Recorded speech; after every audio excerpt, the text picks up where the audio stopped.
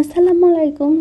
এটা হচ্ছে ঈদের আগের দিন, কারণ ঈদের আগের দিন কিন্তু আমি একদমই টাইম পাবো না, সেই জন্য আমি আজকের দিনে দিয়ে দিয়েছিলাম মেহেন্দিটা। আর অনেক দিন পরে মেহেন্দির ওই কোনটা হাতে নিলাম।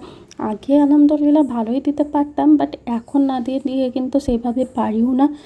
আর একটু ট্রাই যেটুকু আমার দ্বারাই হয়েছে সেইটুকুই আমি ট্রাই করেছি, বাট মোটামুটি ভালোই হয়েছিল। অনেক দিন পরে মেহেন্দি দেওয়ার কারণে এটাই যথেষ্ট, আলহামদুলিল্লাহ ভালো। তার এটা দেওয়ার পরে কিন্তু আমি সেদিন সকালেই হালুয়াটা বানিয়ে রেখে দিয়েছিলাম। আর মেহেন্দিটা দেওয়ার পরে কিন্তু এইবার কিন্তু যে কাবেরি মেহেন্দি ওটা কিন্তু একদমই কালার আসেনি। পরে আমি কিন্তু আবার সেম হালকা একদম কালার এসেছিলো, সেই জন্য সেই ডিজাইনের মধ্যে আবার এই চায়না মেহেন্দিটা দিয়েছিলাম। আর এটা দেখো অনেক বেশি কালার হয়ে গেছে রোজা। আর এটাই ছিল ঈদের দিন সকালে ভোরে নামাজ পড়ে নিচ্ছিলাম, তারপর স্নান করে আমি একদম নামাজে বসে গেছিলাম। আর আমি কিন্তু ওই মেহেন্দি দেখছিলাম, মেহেন্দি দিয়ে কিন্তু হাতটা বেশ ভালো লাগে। আর আমি কিন্তু সব সময় হাতটা দেখি। আর যদি এটা কিন্তু ঘরের যে বাড়ির মধ্যে যে গাছ থাকে সেই গাছের মেহেন্দি কিন্তু আলাদা একটা স্মেল থাকে, ওটা হলে কিন্তু আরও ভালো লাগে। আমি কিন্তু মোনাজাত করার পর হাতটা যখন নিয়ে থাকি তখন কিন্তু অনেক সুন্দর একটা সেন্ট আসে, বাট এটা কিন্তু কেনা মেহেন্দিতে একদমই আসে না।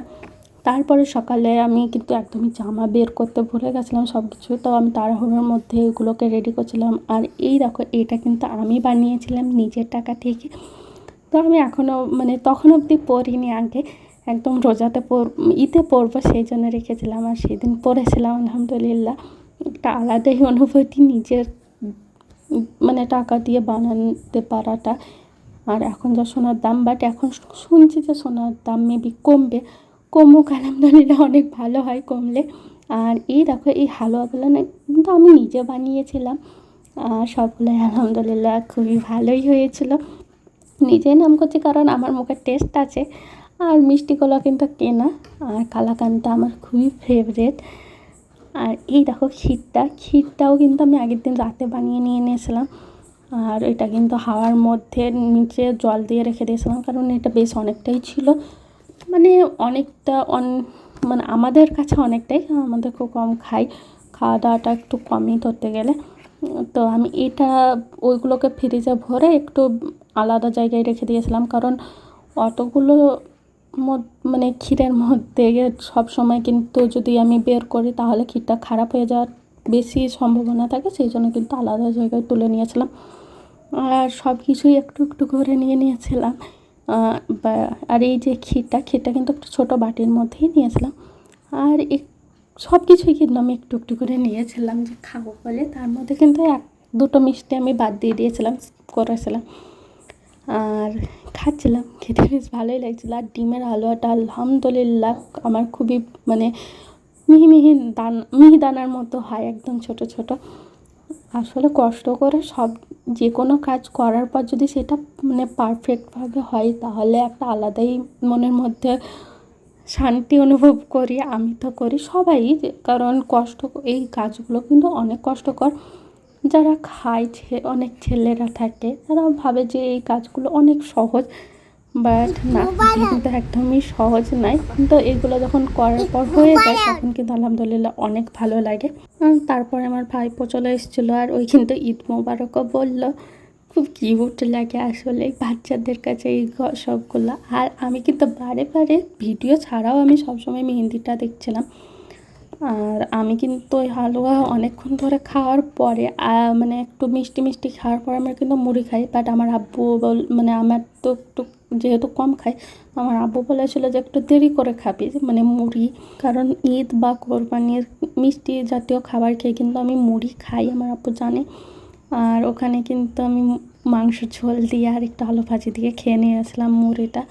তারপরে 2টোর সময় ভাত খাওয়ার জন্য দইটাকে একটু আগেই বের করে রেখে দিয়েছিলাম, কারণ খুব ঠান্ডাটাও খুব একটা আমি পছন্দ করি না, একটু ফ্রিজ থেকে বের করে রেখেই খাই সব জিনিসই, আইসক্রিমটা বাদে, কারণ ওটা একটু তাড়াতাড়ি খেয়ে ফেলি। আর আমি বানিয়েছি তো আমার কিন্তু দইটা অনেক দেখতে খুব ভালোই বসেছিলো, তো আমারও বেশ ভালো লাগছিলো। আমি কিন্তু সাজটা অনেক দেরি করছিল আমার ভাইয়া, তো সেই জন্য আমার ভয় লাগছিলো যে দইটা কি ভালো বসবে কি বসবে না। তো আলহামদুলিল্লাহ খুবই ভালোই বসেছিল।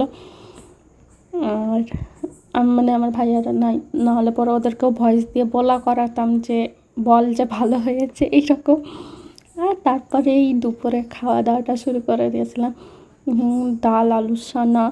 আসলে ডাল আলু সানা থাকলে তার মনে হয় না যে কিছু মানে লাগে। আমি কিন্তু ভাত খেতে খুব একটা পছন্দ করি না, কিন্তু ডাল আলু সানা হলে পরে আমার বেশ ভালো লাগে। তাছাড়াও কিন্তু আমার পান্তা ভাত খেতে অনেক বেশি ভালো লাগে। আর মাংসর মধ্যে কিন্তু আমি দিয়ে দিয়েছিলাম হচ্ছে রসুন। ওটা কিন্তু অনেক বেশি টেস্টি লাগে আমার। আমার আব্বু আর আমি খাই, আমার ভাইয়া কিন্তু খায় না। ওই কী জিনিস মিস করে, তো মানে ওই বোঝে না। আর এখানে কিন্তু আমি নামিয়ে নিয়েছিলাম আলু সানা আর ডাল দিয়ে। মাংসটা কিন্তু একটু বেশি হয়ে গেছিলো নেওয়া, মানে সব খাবারের মধ্যে একটু খাওয়া দাওয়ার পরে খুবই, রোজার পরে খাওয়া দাওয়া করতে একটু অসুবিধাই হয়, সেই রকমই মনে হয়। তো আমি এখানে ডালটা দিয়ে খেয়ে নিয়েছিলাম। আর মাংসটা কিন্তু আমি পুরো তখন খেতে পারিনি। আর সে ডালটাও কিন্তু একটু নুন বেশি হয়ে যাওয়ার কারণে আমার কিন্তু খুব একটা ভালো লাগছিল না সেদিন ভাত খেতে। আর তার উপরে আমার প্রচণ্ড ঘুম আসছিলো, আমি খেয়ে দিয়েই ঘুমিয়ে গেছিলাম। আর খাওয়ার আগেও কিন্তু আমি একটু ঘুমিয়ে নিয়েছিলাম। আমার ভাইয়া তো সারাদিনই ঈদের দিন ঘুমাচ্ছিলো প্রায়। তারপরে ঈদের দিন আমার একটা রিলেটিভস মারা যাওয়ার কারণে আমার ভাইয়ারা খাওয়া দাওয়ার একটু পরেই কিন্তু চলে গেছিলো মাটি দেওয়ার কারণে। আর আমিই বাড়িতে একাই ছিলাম। আর এই দেখো এই যে দইটা, এটা আমি খাওয়ার পরে খাচ্ছিলাম, তো আমি ভিডিও বানাচ্ছিলাম, আমার দাদা দাঁড়িয়েছিল একটু খাওয়ার জন্য।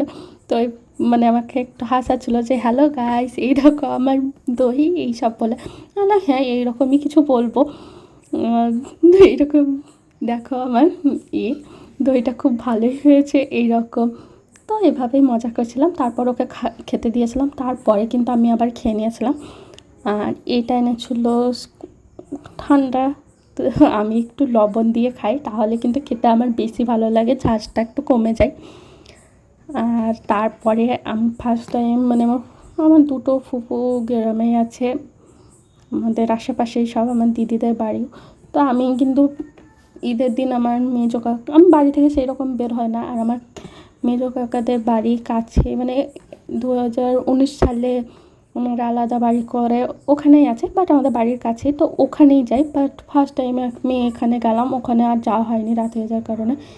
তো ওখানে খাওয়া দাওয়া করে বাড়ি এসে আয়ান আর আমি একটু ঝরা মানে এইগুলো ফুটাচ্ছিলাম, কী বলে আমি নাম ভুলে যাচ্ছি গেছি এখন।